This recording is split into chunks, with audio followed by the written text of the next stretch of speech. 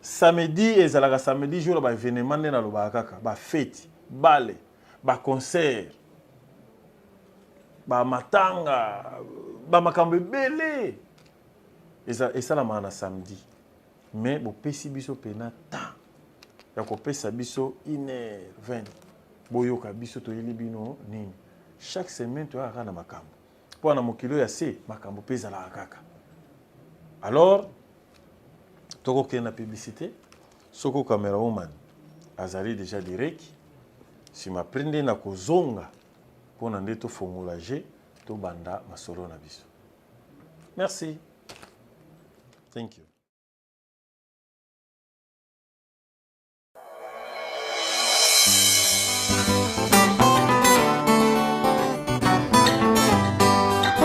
Soya moto ya Yesu papa.